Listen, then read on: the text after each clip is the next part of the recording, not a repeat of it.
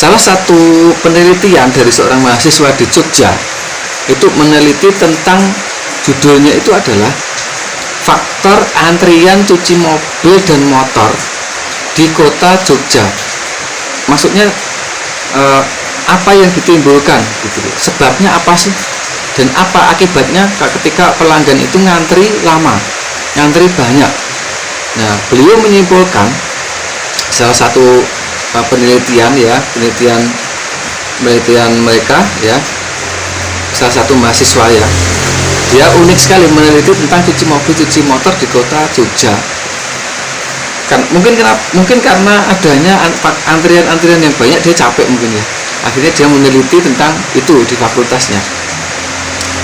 Jadi gini, dia ungkapkan di latar belakangnya itu faktor yang membuat itu antrian itu banyak itu kenapa, dan efek sampingnya adalah mereka jenuh, mereka kecewa, mereka tidak mau kembali lagi, mereka akhirnya trauma, mereka akhirnya tidak mau cuci mobil dan motor lagi di tempat tertentu.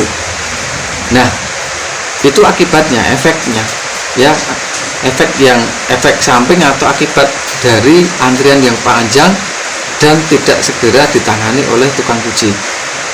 Nah, lalu beliau juga ungkapkan bahwasanya kenapa sih bisa antrian sebanyak itu.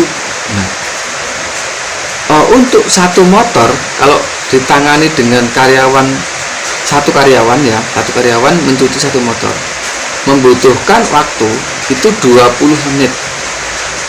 Nah, kalau karyawan cuma 3, kalau yang datang itu 10, pasti dia ngantri 20 menit lebih. Ya kan, begitu logikanya.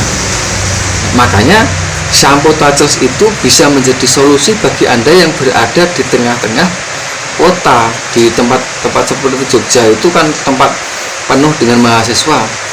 Anda cocok dengan pakai shampoo touchless gitu loh, yang bisa semprot sekali selesai, paling butuh waktu 10 menit, semprot langsung selesai, tinggal kanebo selesai, kanebo semir selesai.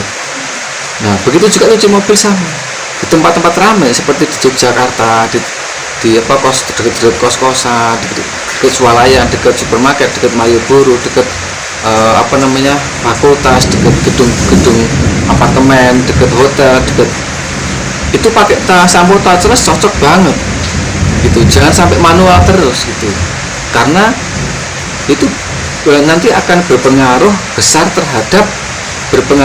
terhadap minat orang-orang untuk mencuci di tempat cuci sistem Anda. Tapi jika Anda itu berada di kampung, jalan masuk, bukan jalan utama, bukan jalan ramai, bukan jalan poros, bukan dekat pub, bukan dekat hotel, dekat pabrik dan sebagainya, maka Anda harus coba secara manual dulu dengan harga yang mengikuti pasar dulu atau lebih rendah dari pasar. Karena Anda itu adalah seorang pemula, seorang yang baru merintis, seorang yang pendatang baru. Apalagi sudah ada pesaingnya, Anda harus siapkan strategi bersaing.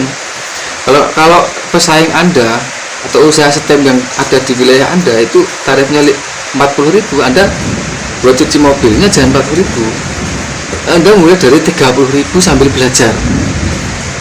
Nah, sambil belajar, nanti kalau sudah 1 tahun atau 6 bulan pertama Anda sudah dapatkan ilmu, cara, dan bisa ditingkatkan. Lah, kapan mas tarif saya bisa dinaikkan?